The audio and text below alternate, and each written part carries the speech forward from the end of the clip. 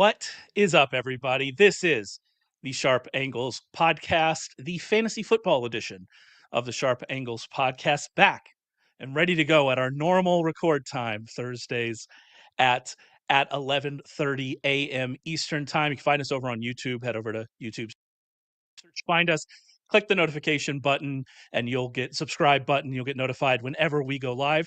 We've been a little bit scattershot on the podcast since the Super Bowl, taking some time to reflect on the season, and by that I mean play copious amounts of video games, perhaps finish Cyberpunk as one of us has done, which I didn't. That's many hours that happened there. But we're going to be back, talking a little bit more regularly moving forward. We'll have Ryan McChrystal on with Rich to talk about quarterbacks. We'll have Sigmund Bloom on to talk about running backs in the coming weeks, dynasty stuff. So it's going to be really exciting. So make sure you go and subscribe. But without further ado, I have to introduce Mr. Cyberpunk himself, Rich Hribar. How are you doing, Rich? I'm doing great. It was a nice to kind of, recharge the batteries after the Super Bowl, kind of have that February to kind of lock in, maybe goof off, watch some TV shows I might have missed and play some video games. And then the NFL very quickly is right back into the new season. The NFL Combine kicks off, free agency kicks off. We're going to be in draft mode basically for the next 5 weeks. And it just doesn't stop, man. There's always movement. The gap between the Super Bowl and the Combine is way too short now. Like, it's just way too short. Like, I don't know. It's wild how that extra week really does affect you. We felt that in bowl season as well, because like I love college football bowl pick'em pools, but there, because of the way they mess with the schedule, there was one fewer week in between again for that. And you're like, that 1 week really matters. And so yeah, I need them to adjust this schedule for us. Speaking of the Combine, though, we're obviously finished with the Combine a couple weeks ago, and after we get done with the Combine, every single year Rich does his dynasty rookie profiles. If you go over to the website sharpfootballanalysis.com, you can find his quarterback profiles, his tight end profiles, and his running back profiles are already posted on the site. These are comprehensive. They go through all the top players at every single position, everything you need to know about those players as you head into your dynasty startup drafts, your dynasty rookie drafts, all of that. Quarterbacks and tight ends, that's completely free to everybody. You can kind of see what it looks like. Running backs are part of our draft kit, which is now live. So if you want access to his running back profiles, his receiver profiles, and then maybe even, we might even have something special coming up later. That is part of our draft kit, which you can get over at sharpfootballanalysis.com. Go over there for some more info. But the running backs just dropped today, Rich. Any kind of high level, obviously I've read through them. I think that O'Marion Hampton, I get now why the NFL, because we saw that before the Combine. We saw like the really plugged in NFL guys start to put him in the first round, which had not been where he had been. And then obviously he blows up the Combine. And then some of the stats you have in there, I get why people are moving him up into that first round area and have it at least as something of a competition between he and Jonte. But you didn't put them in the same tier. You still think there's a clear delineation between those two guys, right? Oh, yeah. I still think Jante's, like, from a profile stance, just is in kind of his own bucket. Hampton looks like a very good player as well, but I still have them separated just by a tier. And then it's kind of the next guys, right? Like, we have a good idea that he's been hyped up for multiple seasons. Hampton's going to get in the first round. And then it's like the depth of this class is where it really shines. And that's the difference of this class, and how it's going to shake up the running back landscape versus last year. We were on the site last year. We were team veteran running back, right? Like, we were team post this period free agency where they had all these veteran running backs getting deals and moving teams, and they were older, but they were landing on depth charts that were completely barren, and it wasn't a rich draft class at all. And we seen guys like Joe Mixon and Aaron Jones and Alvin Kamara, and James Conner. They added Trey Benson, but like, again, it wasn't really like the quality of player wasn't as equal to this draft class. And the run out for those guys, then we had some wide receiver injuries, and the run out for that tier of running backs was really the most exploitable group in fantasy drafts last year. That's not going to happen this year. Even today, we're going to have a number of running backs that look good on the depth chart right now, and their teams are just going to add guys. The day two running backs in round 2 and round 3 are definitely the strongest that have been since 2017. And I would argue that it's even deeper than that class as well, especially going through the guys in those profiles. So the running back landscape as a whole, from a dynasty stance, from a football stance, from a fantasy football redraft stance, is going to be completely flipped in a month. I think that's something we talked about at the end of last season, where we're thinking about, okay, what are we going to do? Because we were in on the veteran running backs last year, just based on what was happening in the drafts, right? And I am very much a zig when others zag kind of guy. That's the way that I like to play, and very often it works out. Sometimes it doesn't. Sometimes the chalk hits, but very often that kind of idea works out. And it was taking those guys was definitely against against the conventional wisdom, and it worked out for most of the year. Some of them let us down late. I'm not sad about it, Aaron Jones, but I hope you enjoy the money that the Vikings just gave you. But yeah, like it ended up working out. But applying that same idea to fantasy drafts this year, that would be a folly, right? Like that's not the way we need to go. You need to kind of adjust to what's happening and what's happening with ADP. And my whole thing last year was that I thought, because everybody was really leaning into the wide receivers, that the idea of what the dead zone of running back was had changed, because instead of drafting that guy at the top of the 3rd round, you were drafting him in like the 5th round. And so that's a different calculus. Well, now we're going to see that switch as well. And so it's interesting. To your point about the running backs, though, I do think last year at this time, because of what the class was, we could make reasonably definitive statements about kind of what we were going to see from these guys. This year, for a running back group, a free agent running back group that was not as good, but even some of them that are like higher profile guys, like a Najee Harris or a Jaylen Warren, we can't make like definitive proclamations about those guys, and we'll talk about all of them here in a bit, because of how good this running back class is. And one more thing before we get off the dynasty stuff, I was really excited when I read it to see you talk about the Penn State game for Ashton Genty, because I said it at the time. I'm a Penn State fan. If you've listened to this for a while, you probably know that. I said this at the time, is that if you box score scout that Boise State Penn State game and say, well, look, he couldn't do it against this elite defense, right? And you didn't actually watch that game, you have no idea how good he was to get even the production he got in that game. He was hit behind the line of scrimmage. It took 5 people to tackle him, I think, on every single play. That Penn State game where he got what did he have? He had like 60 yards or something like that. It wasn't a very productive game. Well, he got That to is one of the most 104 in the game, but he had 81 were after contact. He actually he averaged 3.5 yards per carry in the game, but he averaged 5.5 yards per carry in the game after contact. That is the most impressive 104 yard, not super productive game in a game that you got blown out. It was so impressive. Just go watch that game, and if you watch that game, you will know why everybody is excited about Jonty, the second coming of Alvin Kamara. If we're talking about contact balance, it is really something to watch. But go check out those dynasty profiles. So much great information in them. And like I said, we're going to talk about those guys on the podcast moving forward as we get closer to the draft. But as you kind of hinted at today, what we're going to do is talk about free agency, talk about kind of everything that's happened. You alluded to this. Last year, we had a lot of really impactful moves happen in free agency. This year, that is not as much the case. There are still some interesting things to talk about, but it's certainly not as impactful to the fantasy landscape, the free agency moves we saw this year. I do want to start, we're going to get to some of the bigger moves later. I do want to start with more of the recent news. Yesterday, we saw Cooper Kupp released officially by the Rams. That's something we knew that was going to happen. It's something that was all but confirmed when they signed Davante Adams to a big deal, late last week. And so, we kind of knew this was happening. I guess let's get started with the Kupp side of it. We've seen him connected to the Patriots, the Seahawks, among other teams.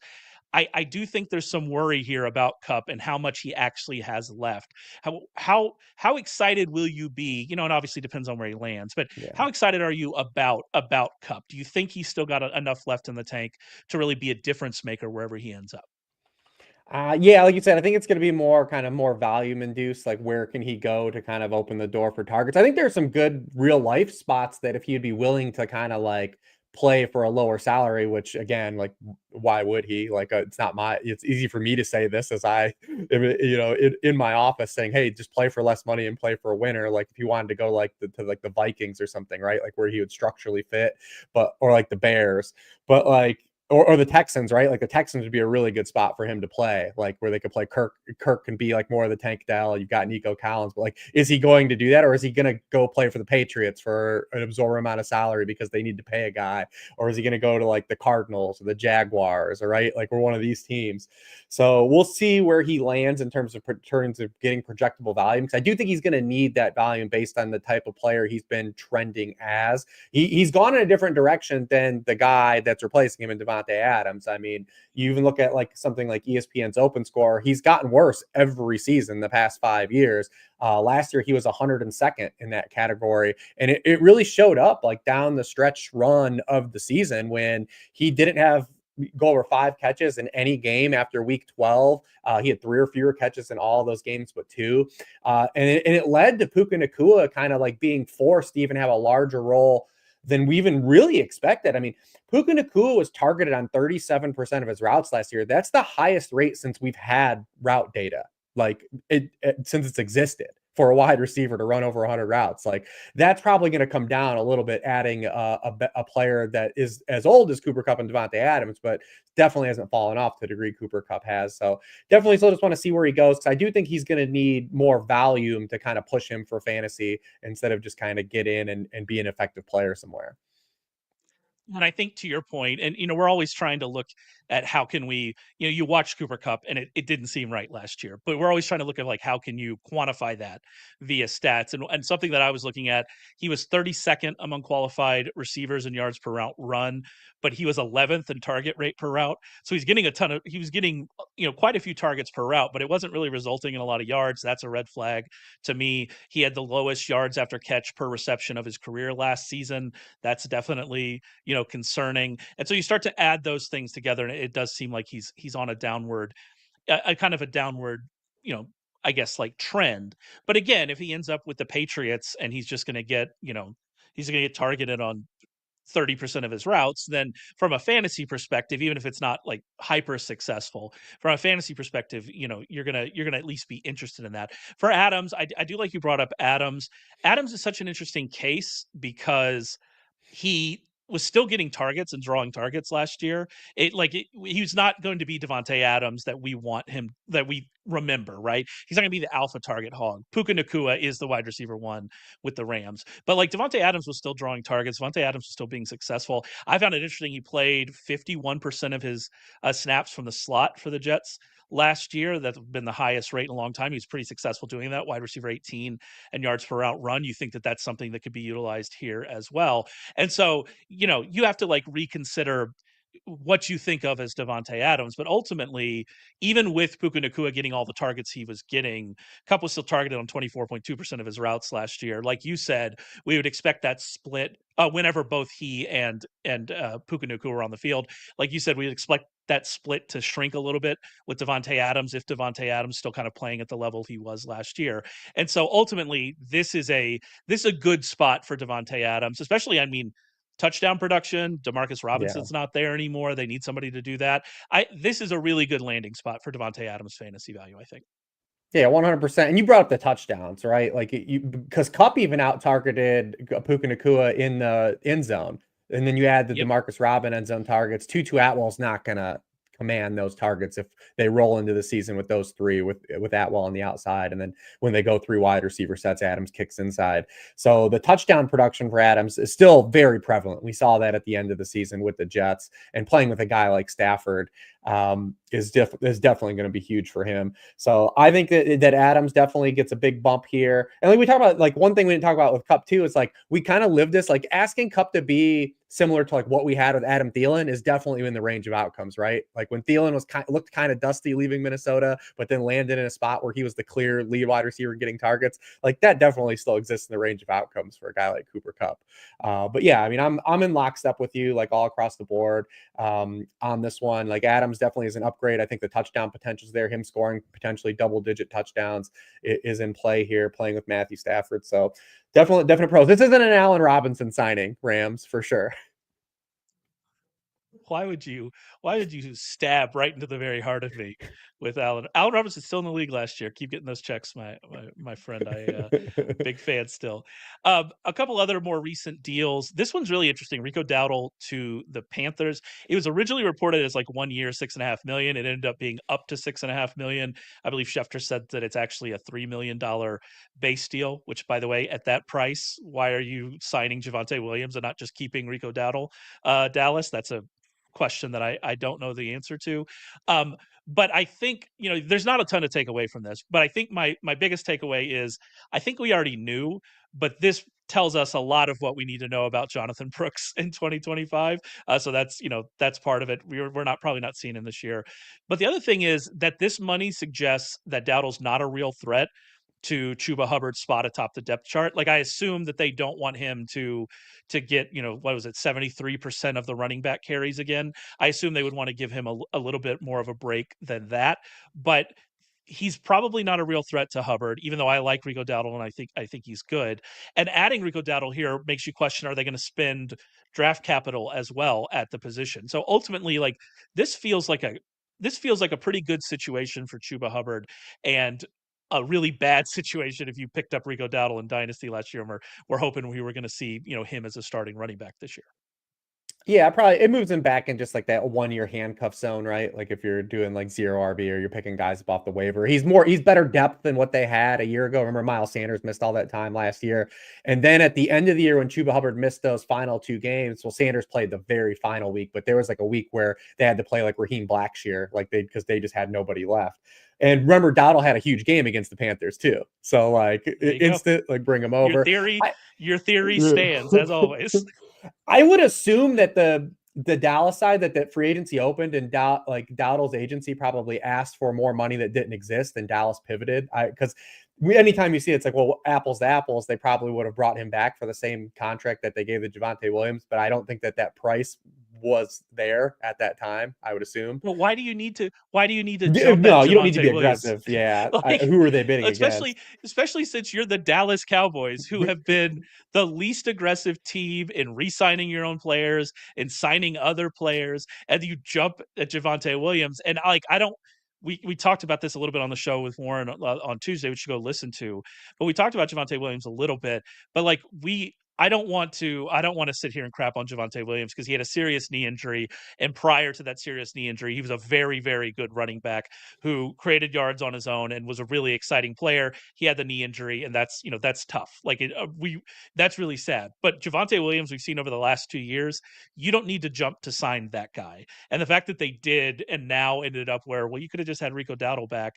Like it's just a tough situation here for the Cowboys. To be fair, Javonte, I would be shocked if Javonte Williams is the starting running back for the Cowboys in week 1. I assume it will be a rookie. So, that's part of this rookie class thing. But yeah, it just seems like it's an odd thing to have had happen.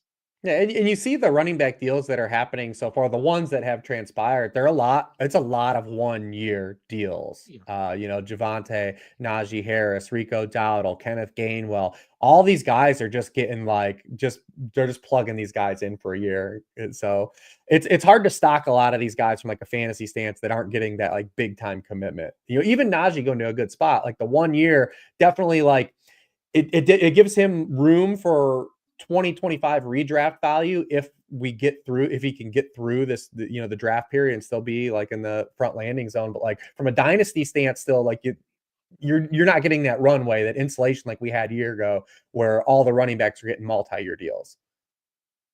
Yeah, on Najee, since we're talking about him, I did think it's a really good landing spot for him. But we have to, like you said, we have to wait and see what happens here. But what we saw from J.K. Dobbins when Dobbins was healthy last year, Harris is probably not going to be as explosive as Dobbins, although he did last year had his best season for explosive run rate, which that's promising, and we'll see kind of where that goes.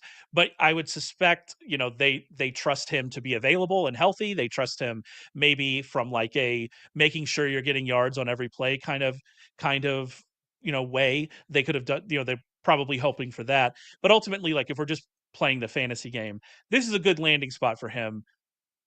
assuming that the Chargers aren't bringing in a higher level running back as a backup. And I apologize, Kamani Vidal, I still love you, but yeah, assuming that doesn't happen, this is definitely a good spot for Najee. For Jaylen Warren though, I am very interested in kind of what we're doing with Jaylen Warren.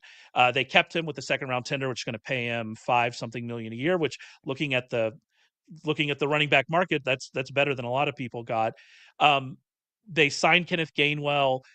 We've been excited about what Jaylen Warren's done in that secondary role. We've seen backs from that secondary role get into the primary role, and that efficiency cannot, not really stick around. So he's another one that I don't really know what to think about Jaylen Warren right now. And I feel like we're just in wait and see mode with what the Steelers end up doing with their quarterback, with their offense in general, and then in the draft.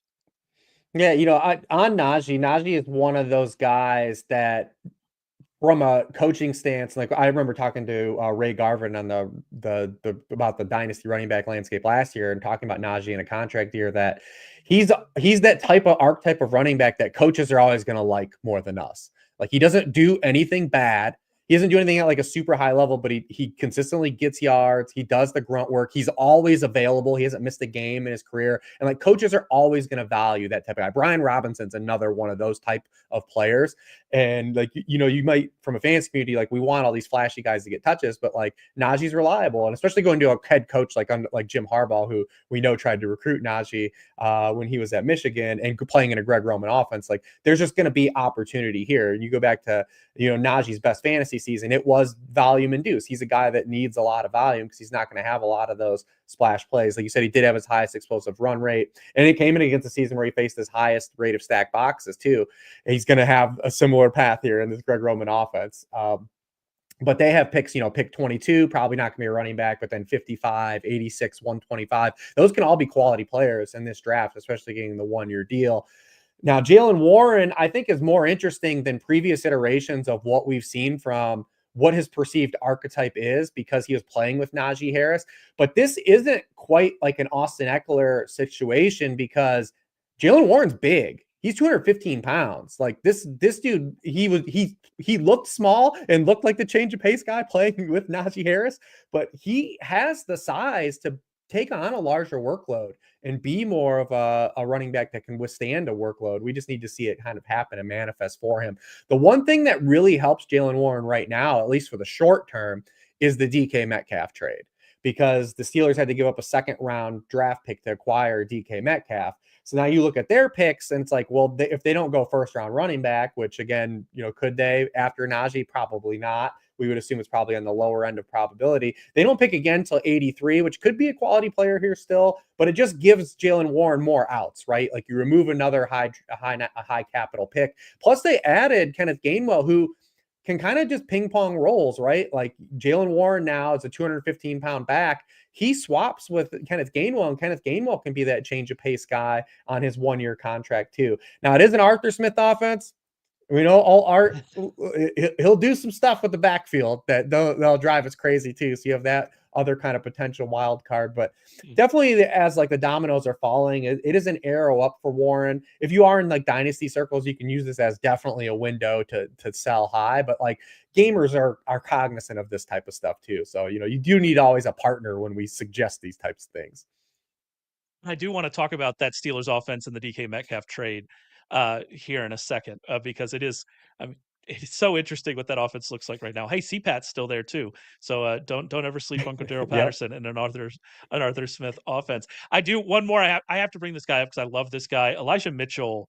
He sat out all of last year. He struggled to stay on the field, but he signs with the Chiefs, which I thought was interesting. We obviously saw Isaiah Pacheco at the end of last year not be the Isaiah Pacheco that we had known before. To be fair to him, he was coming back from that kind of broken, what is it, tibula, ankle, kind of nebulous kind of area.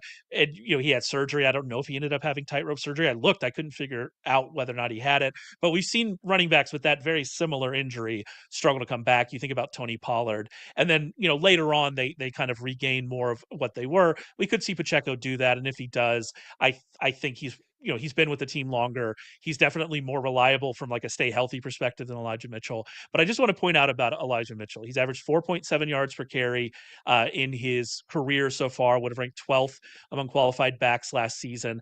3.47 yards after contact per rush, would have ranked 7th among qualified backs last season. And explosive run on 13.5% of his carries would have ranked 8th. And those are his career numbers. And that's where they would have ranked just for single season last year. I think Elijah Mitchell's good. I think he creates yards when he gets the ball. I also think he can't stay on the field, but because of this kind of uncertainty we have about Pacheco, I'm at least paying attention to Elijah Mitchell and kind of what we hear coming out of this. But again, and we're a broken record, the Chiefs could just draft one of these running backs and then it doesn't matter. But I have just to when talk you about thought Elijah you were Mitchell. out, meme. It's Yeah. Well, I have to talk about how I love him. I still hold him on a couple of dynasty. Like I put him in IR spots on dynasty rosters last year. A lot of I think gamers he's did good. not drop him after this. Yeah, I'm excited. All right, let's get to DK Metcalf to the Steelers. There's so much we don't know about this because the Steelers still don't have a quarterback, unless some news has broken in the last hour where I wasn't, necessarily paying attention. They still don't have a quarterback, so we don't know what that's going to look like. Like you said, with Arthur Smith as the offensive coordinator, it's tough to tell. With Metcalf and Pickens seem to me to have pretty parallel skill sets, and so like having both of those guys as your two wide receivers, like where they have traditionally gotten the ball in their career, I do think Pickens is probably a little bit better after the catch on shorter throws. DK Metcalf's maybe down the field a little bit better, but it's just an interesting spot, and like trying to figure out with all of those things up in the air, how we're going to see DK Metcalf use.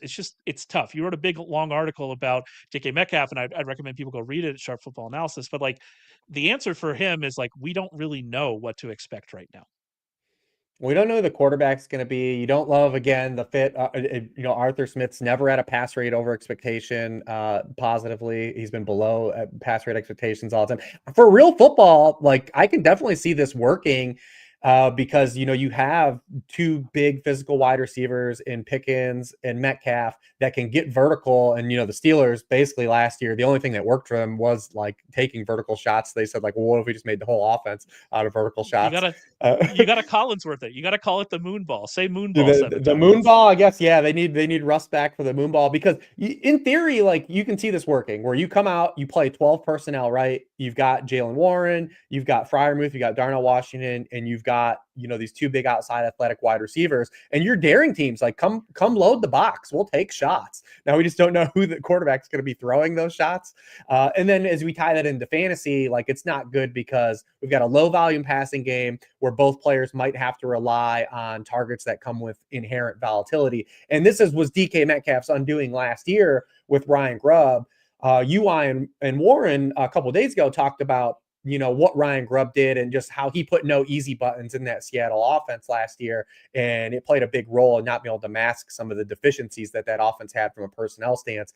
And it really bled into DK Metcalf's usage. I mean, he had his highest rate of throw targets downfield in his career. 31.5% of his targets are 20 or more yards downfield. His previous high was 23.3%. That's a significant jump. As a byproduct, even with his missed time, DK Metcalf had 41 contested targets last year. It was by far the most in the NFL, even with his missed time. So is he going to get creative usage in an Arthur Smith offense? It's hard to bet on that, right? And expect value in an Arthur Smith offense. Like those are all things that take a significant step of faith. The 1 year that we had where he was a top 20 wide receiver for fantasy was a year where he got full field usage. It was his lowest rate of downfield throws. He got a lot more throws near the line of scrimmage in Shane Waldron's offense of all people. But it was the only time he's been a top 20 scorer. We've been kind of waiting for that spike for DK Metcalf, and it feels like we're just kind of chasing the ghost there. It also, two birds with one stone, hurts George Pickens, right? Like George Pickens was wide receiver, 40 in points per game last year. And now he's going to be sharing targets in a low volume offense with a player that just got over $100 million. So it is one of these spots where you hate to use the trophy kind of angle of like better and a best ball type of guys, but this is it. Like these guys are probably going to live on 5 to 8 targets per game and have to cash in like their vertical shots. We have Dan here in the chat. Get Jameis lobbing balls to those two. I Dan, you are preaching to the choir, my friend. I would love to see Jameis Winston throwing deep passes to these two. I'm real in for that for sure. I am interested, like you said, we know that DK Metcalf would be better off if we saw shorter targets. We have this view of like AJ Brown in an Arthur Smith offense, or even like Drake London in an Arthur Smith offense, And and they you all wonder got if you could better when get he left. they did all get better when he left, but like we saw AJ Brown have like 16% of his routes be a slant in his last year with Arthur Smith. Could we get some of that for DK Metcalf, like using him in that area where he can catch and run? Like, could we see more of that? I mean, maybe we see it, but like to your point, it's taking a leap of faith to say that that's going to happen. Another big trade we had was Deebo Samuel to the Commanders, and we kind of talked about this on Tuesday with Warren, but we didn't really dive into the fantasy aspect of it. Mhm. And I haven't really heard your kind of take here on Deebo. Ultimately, like I don't really know how much this affects Terry McLaurin because of where Deebo is likely to be used and how they were already using a lot of guys to fill that role anyway. And I think this is a good thing for the offense in general. So like I just think I'm pretty happy with this trade, depending on what type, what version of Deebo Samuel we get. I'm pretty happy with this trade for Deebo's fantasy value. I don't think it's going to be quite as high, but kind of where he is in his career. I'm pretty happy with it for Terry McLaurin, and I'm really happy with it for Jaden Daniels. Like the only guy that I really go, well, this isn't great is probably Zach Ertz, right? That's the one where you go, this might not be great for him. But overall, I think that this is a pretty good trade and a pretty good result for most of the people involved. Yeah, or if you're holding those Luke McCaffrey dynasty shares, it's not looking good for baby McCaffrey. Not I great. actually like this for Deebo a little bit, especially because where I believe he's gonna fall, like where his like price point's gonna be. And I'm not saying I'm gonna scoop up lots of Deebo Samuel, but I do think that this is a stylistic fit for him. I mean, you look at what Cliff Kingsbury and Jayden Daniels did in their first year together. I mean, he had a 13% of his throws were screen passes. That was fifth in the NFL. 8.3% of his throws were on slant routes. That was seventh in the NFL. Those are like the two things Deebo can still do, right? Like winning at the line of scrimmage. And he's still really good after the catch, even last year. And, it's funny, both guys we talked about, Deebo Samuel and DK Metcalf, had kind of the like really wide splits based on things that happened to them in season. DK Metcalf was a really good player before his knee injury last year. Deebo Samuel was a productive player until he got pneumonia, and then kind of all things kind of created for the 49ers a little bit. Jennings just started out playing in the back half of the year too. But what I am curious though is about like how this fits too, and also too what the play volume for Deebo is a huge help, I think too. I mean, Washington ran over Yeah. 100 more plays than the San Francisco 49ers did, just in terms of tempo. I don't think it's like a huge hit for Terry McLaurin, but I am nervous about Terry McLaurin in general as a fantasy asset this year for a couple of reasons. I mean, he was wide receiver 7 in points last year, but he was wide receiver 29 in expected points per game. Yeah. He was the wide receiver 34 in target rate per route run. We were excited for all these things, and it looks like he got unlocked by having a real good quarterback for the first time in his career, but he also massively outkicked his actual opportunity, and you're adding a player that is going to command target opportunity regardless. So it does at least throw another wrench into that, kind of output for Terry McLaurin. He converted 70%, 68.8% of his end zone targets for touchdowns. It was the highest rate for a player with that many targets since it's been tracked. He also was a player that didn't get open a lot. I mean, he was another player who was wide receiver 99 in the ESPN open score, right just a couple spots above Deebo. And from Washington, while these are all pluses paired with Tunsil for Jaden Daniels, you have to have a little bit of concern too that their core is really old. Deebo's actually younger than Terry McLaurin.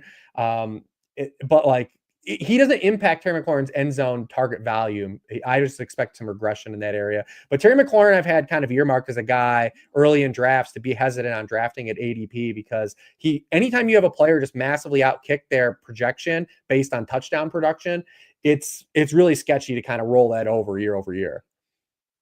To your point, I mean, depending on who you're looking at for expected touchdowns, he scored double his expected touchdowns or something close to that, and that's it's a red flag if he's going to move up in ADP. I do wonder if this hurt people back off ADP a little bit for him? Could that help? And just from like a cost perspective, I also like the splits we have here between these guys. Like they fit really well together. Like Mhm. between like zone and man, Deebo has traditionally been more of a guy that you're targeting at zone. Terry McLaurin last year had like 26% of the Commanders' targets against man, but 21% against zone. He was good against both, but like you can see like where this all fits together. And so I just like from that perspective, it makes sense. And I think that the concerns you're talking about with Terry McLaurin, those would have been concerns no matter what, like even if they don't Yes. trade for Deebo. Ultimately, I don't think trading for Deebo hurts him necessarily. I just think that the concerns that we had about him, about really that touchdown, that over kicking his touchdown expectation last year, and maybe if we're pricing him based on that, that's really a red flag. I'm glad you brought up the pneumonia, Ed, because I didn't actually put this in the article I wrote about this. I couldn't find a great spot for it. But if you go and look at Deebo Samuel through the first 6 weeks, he looks a lot like Deebo Samuel, right? And the Deebo Samuel that we have of last year, and then he gets pneumonia, he has flu in his lung, he's hospitalized.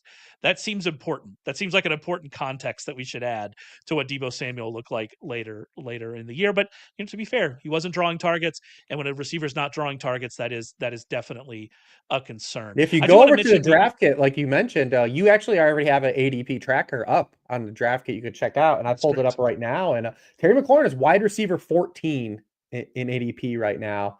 I don't think I'll have very much of Terry McLaurin at that type of cost if that is what holds for the course of this offseason. I was waiting until we were done with free agency to update it. I do wonder because I updated that. Gotcha. It probably says on that, but I updated it late last week. I think somewhere in that range.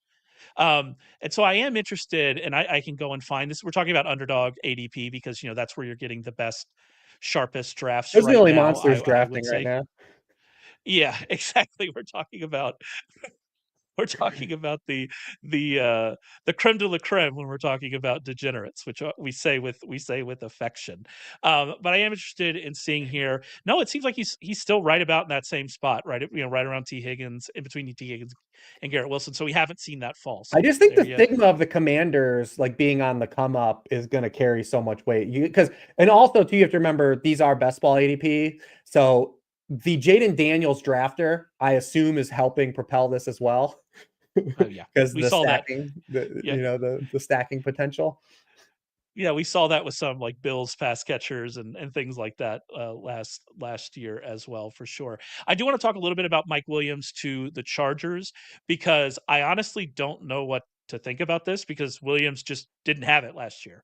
Like I don't know how else to put it. He was 100th among 103 qualified receivers in target rate per route. He did not earn targets last year. That is a giant red flag. But he's coming back to the Chargers. Obviously, the Chargers were trying to use Quentin Johnson down the field last year, and he had his moments and he had his spots, but we still saw, some of the concerns that we have with Quentin Johnson. He only caught 40% of his targets, 15 or more yards downfield, which is 70th among qualified receivers. So you could think that Williams would be better in that role as kind of like a compliment to McConkey.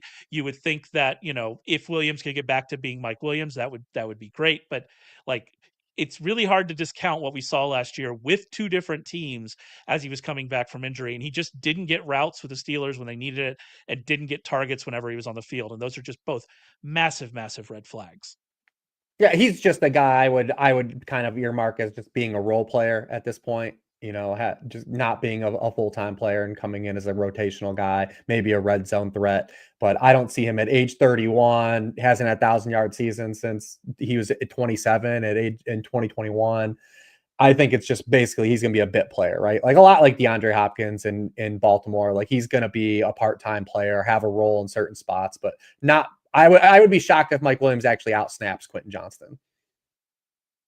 Yeah, I kind of there as well. Like it was, they they at least seem to like give Quentin Johnson chances even after like Yes. what was I there was a late season game in which he was dreadful. I can't even remember which one it was, but didn't he drop like four passes? Like it cost them cost them points. It I might can't have been remember the what game. Denver game, the Thursday I night think it game. was, Maybe. now that you say it. Yeah. It was dreadful. And then he still kept getting chances. So that's promising for Johnson. And like you said, the Mike Williams of last year is not beating out Quentin Johnson. Like that's just kind of where we are. And so I mean, he could be we'll out Van see what happens. Jefferson. So Yeah, that's kind of my point. That's kind of my point, for sure. Some other interesting wide receiver, contracts. We had Josh Palmer to the Bills for 12 million per. We had Darius Slayton re-signing with the Giants for 12 million per. Both of those numbers, like when you first see those numbers, you think you get sticker shock, but then you just remember that's how much wide receivers make now. Tutu Atwell made 10 million. De'Ami Brown got 10 million from the Jaguars. That's just how much wide receivers make now. But yeah, it was a bit of sticker shock there. So yeah, some interesting stuff. Like you mentioned, DeAndre Hopkins to the Ravens. Anything stand out to you? Anything really you want to talk about there? No, the only one well, we talked about off screen 2 days ago about just how savvy the Ravens were extending Rashad Bateman last year, because if Bateman was available as a free agent in this class, Bateman might have got he might have pushed like 15 to 18 million, right? Like, you'd have to believe that would be the case, especially coming off of the year he had last year. So another good business move by the Ravens ahead of time. Probably the only interesting guy to kind of talk about from that group is Josh Palmer. And I will say this, there's probably the most median outcome, the most probable outcome for Josh Palmer is he still is Josh Palmer, where he's a rotational player in this Bills offense that loves to rotate wide receivers last year. Even under Joe Brady, like, they love this wide receiver rotation. They also don't throw a lot under Joe Brady, as much as we would love for them to do. But he does kind of fit in from a route winning stance a lot better than these other guys. I mean, you look at last year, his separation score against man coverage was the 8th best in the NFL. Keon Coleman, 54th, Matt Hollins, 71st, Khalil Shakir, 82nd. Like, this does open him up to have more of a runway if he's playing well enough to where they're like, hey, maybe we should just play him more full time. So that, at least from a range of outcome stance, playing with Josh Allen exists, because he has been a productive player anytime he's gotten to play.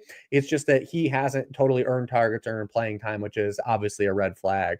But definitely from a range of outcome stance, I think that he has maybe a little more upside, where you can talk yourself, like you said, in these early drafts, of saying like, I'll add him and kind of just see where some things fall. Probability wise, he just ends up being a rotational guy and a spot player, but it at least exists now in the range of outcomes, paired with a good quarterback, that there could be a larger run out as well. I always worry about Palmer because, and to be fair to Josh Palmer, before I say this, he was stuck behind Keenan Allen and Mike Williams, and then Lad McConkey, right? And so that is an important thing to remember. But he never forced the issue himself. Like, when we saw him get targets, He's it definitely was not always Matt because Collins, Stan. Dan put in the chat, Josh Palmer is Matt Collins with cleats, which I don't know if that's insulting to my one true king, Matt Collins, or Josh Palmer. I haven't decided which one it's for.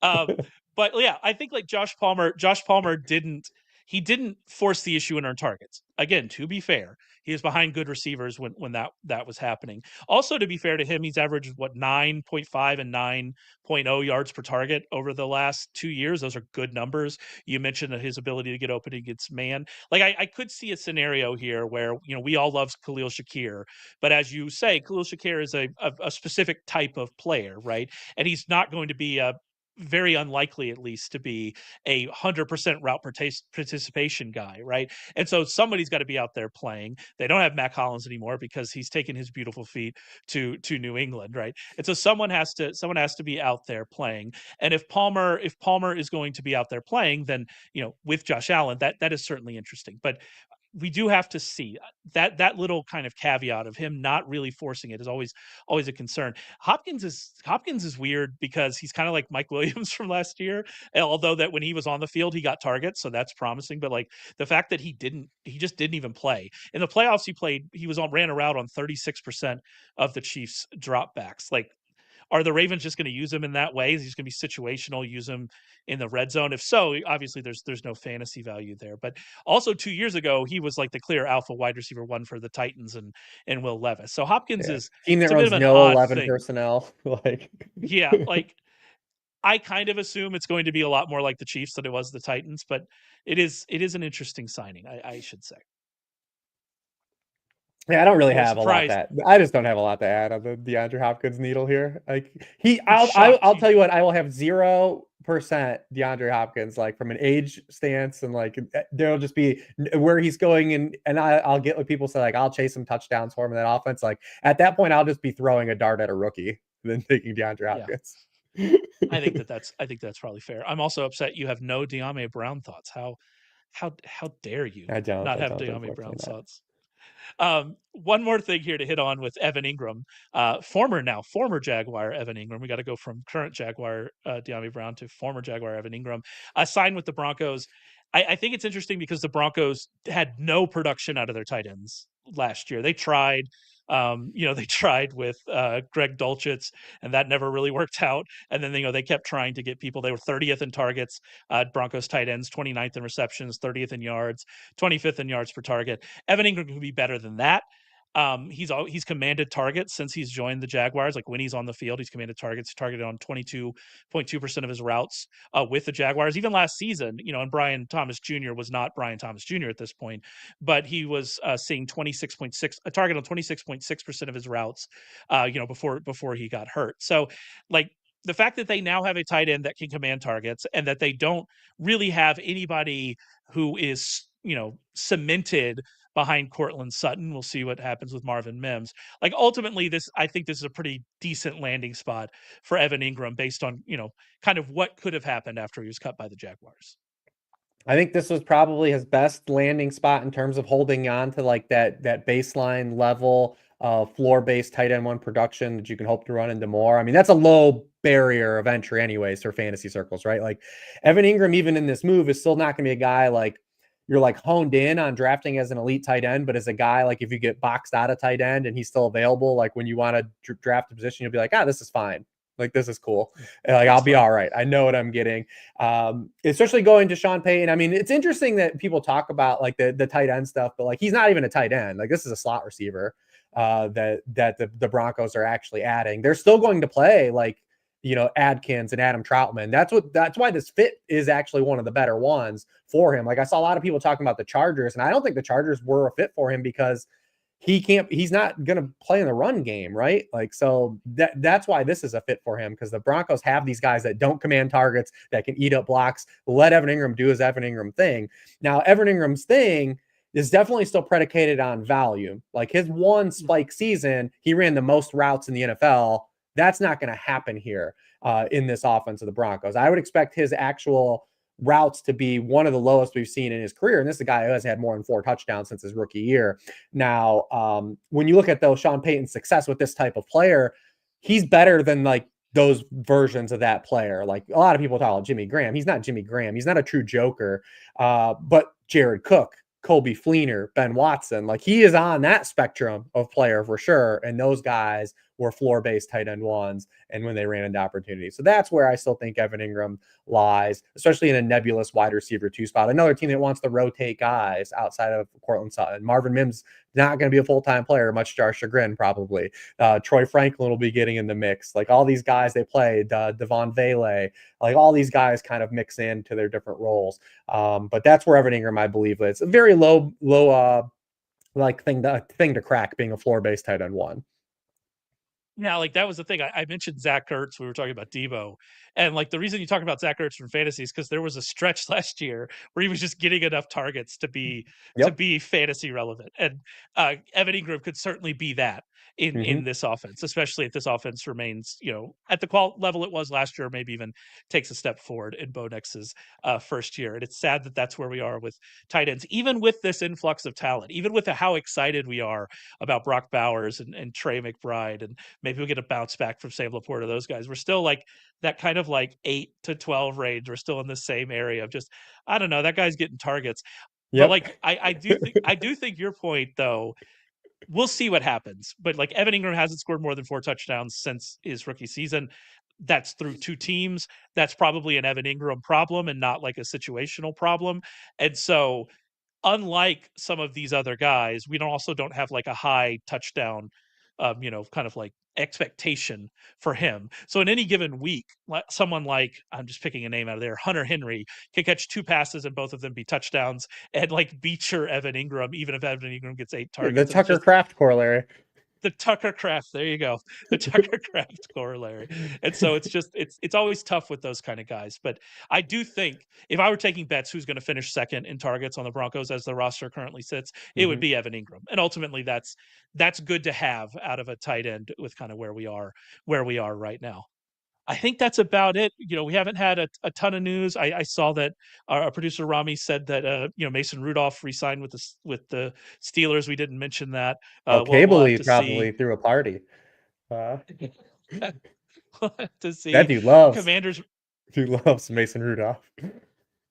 the Commanders re-signed KJ Osborne. Steelers re-signing Scotty Miller, another player that was getting routes over Mike Williams last year. And so yeah, lots of And Art lots of Smith special. there's Like he just stays with Art Smith. yeah, I actually yeah, he came for the Falcons. Yeah, there you Yep. go. Good old Scotty Miller. You remember his start though? He was with the Bucks, right, to start. Yep. And did he have a couple big plays and we got excited about Scotty Miller? Whatever. Keep getting checks, man. I'm excited. I'm excited for you. But yeah, that's about it for us. Like I said, Rich is going to be back over the next few weeks talking about dynasty rookies with some of the best minds. Our own Ryan McChrystal next week, quarterbacks. Week after that, Sigmund Bloom talking about running backs. Definitely want to stay tuned for that. Subscribe to the podcast if you're listening to us there. If you're watching us on YouTube, go to YouTube.